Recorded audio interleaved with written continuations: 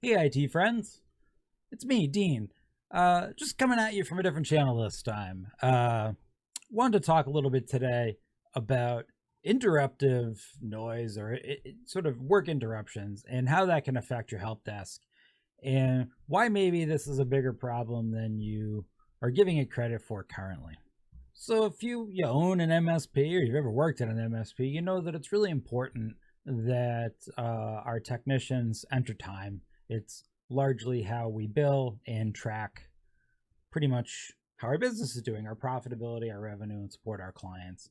If you're not at an MSP and you're at an internal help desk, you might not be as focused on tracking time, but you're still focused probably on entering notes and having a good report of what happened when, what next steps are, and how to avoid this problem in the future.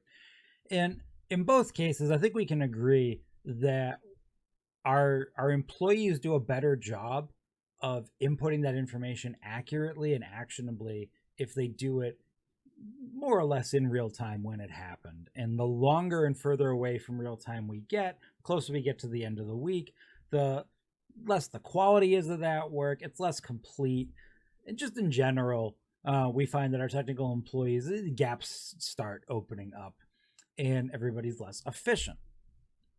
So why does that happen?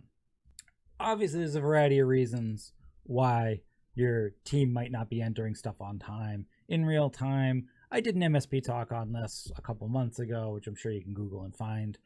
But more importantly, one of the biggest reasons, outside of just no buy-in to the concept, but we'll pretend that all your employees are amazing. So outside of that, one of the biggest reasons is interruptive work.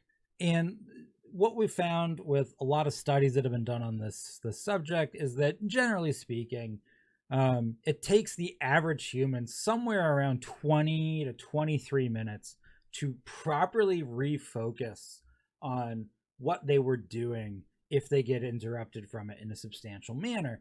And we see this all the time in our sister industry of, software development and programming. Programmer says all the time that like your 5 to 10 minute discussion is going to derail me for, an hour, half an hour on wherever I was coding. We see creative folks in lots of other industries that will explain sort of the same thing. And it's really not that dissimilar here. And so you might be saying, if you're listening to this, well, I hear you and I understand that, but sort of the point of a help desk is it is somewhat reactive in nature. Of course, they're going to get interrupted.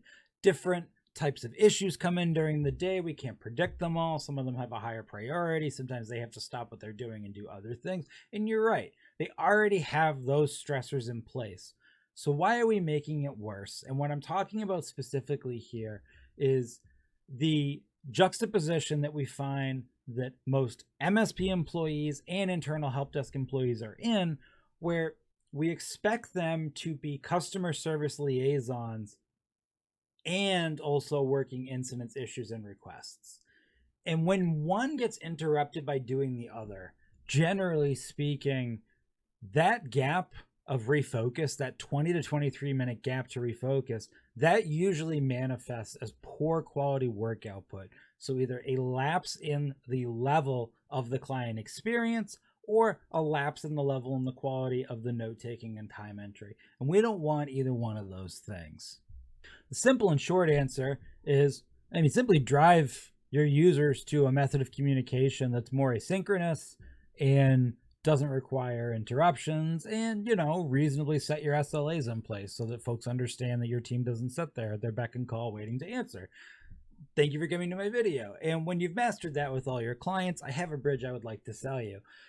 So yes, while that is sort of the goal in the metric-based, methodology to get there, it's a goal. We're never going to get there. Whether you're internal or external, our users are never really fully going to let us divest them into a totally asynchronous communication platform, nor are they ever really going to care that much about what our SLAs are, because it's important to them, gosh darn it, and we should take it seriously. So I think it's important to look at the stage your business is in. And if you're not at a point where you can separate these roles out, where the people who fix things can be separate from the people who provide the client experience, you might want to consider hiring someone else to do one of those things.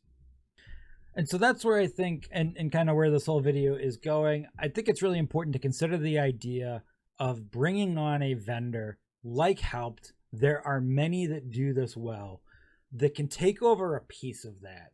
And if you're a help desk, whether that's for profit or not, we're usually pretty hesitant to do that because that's our bread and butter. That's our product. Our product is customer support, client experience, and fixing issues.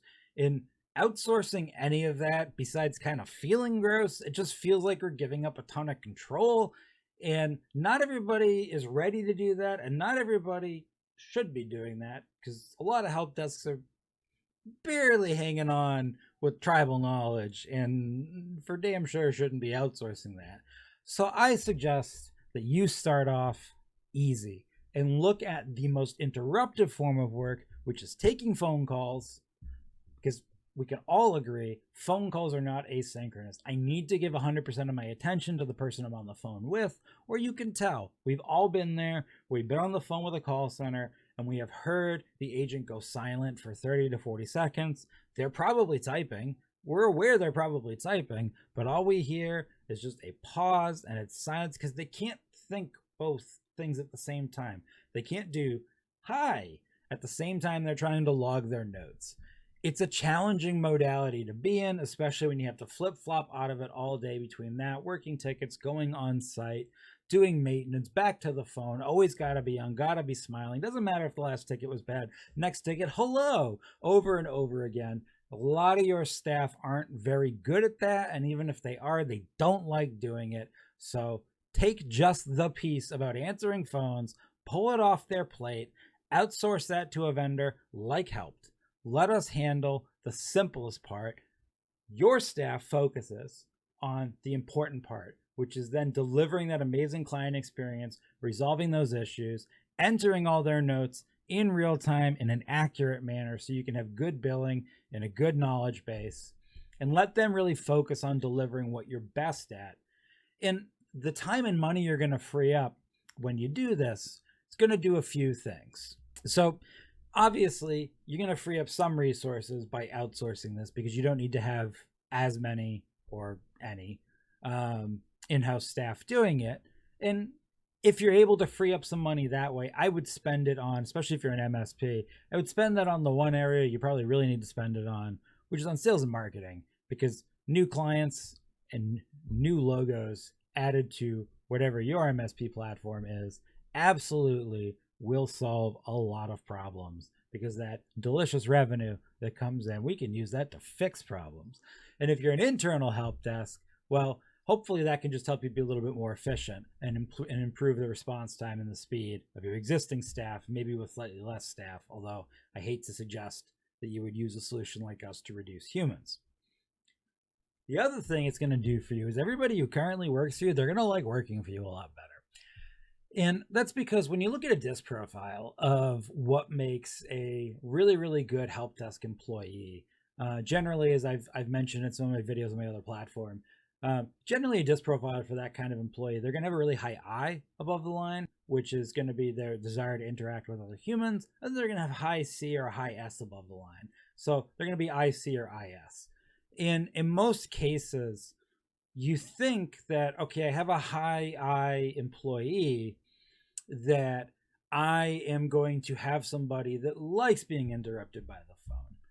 And you're not wrong, but the thing is, you're not hiring high I employees. You're hiring high C and high S employees that have a little bit of I, because the high I employee doesn't have the other skills that we need our techs to have. So you don't actually have a lot of help desk employees that have I above the line with C or S trailing. You have a lot of help desk employees that have C or S above the line with I trailing. So they may not hate working with people, and they may generally get joy out of solving things, but not to the point where they enjoy having to stop doing that to pick up the phone, largely to answer people who are in a rush or in pain. Just take it off their plate. Your staff are going to be happy that their phone isn't ringing all the time. It's going to remove a certain amount of dread. It's going to make them feel a little bit more mentally freed up to actually approach the part of their job that they love appropriately. And it's going to also make them feel like you understand them and what they're going through and what they're doing. And since I know all of us would love to pay our staff more, but we don't have infinite buckets of revenue to pay our staff more, this is another way to reward them. And if you do sign up for a service like Helpt, I would make a point of letting them know you did this for them. That a big point of this was you saw how much it aggravates them having to pick up the phone while they're willing to do it. It's frustrating to them. You see that. You're a good boss. You love your staff, and you are taking this pain off their shoulders. They'll thank you for that. So at the end of the day, just want you to take away that the average amount of time, like we said, that it takes most people to refocus after they've been significantly interrupted from what they're doing is like 20 to 23 minutes. And I'm not saying every one of your employees takes that long to refocus, but let's say for the sake of argument, even half of your staff takes that long to refocus. Well, that's non-productive, non-efficient time now that you're losing every time the phone rings. And at a larger organization, that may not be that big of a deal. You might have a team that just focuses on answering the phone.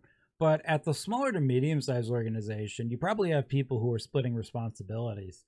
And what's the quality of life doing that? And what's that quality of life going to be like for your clients? And what's the quality of the data they're putting into your system? It's not as good as it could be. Why put them through that? Get helped.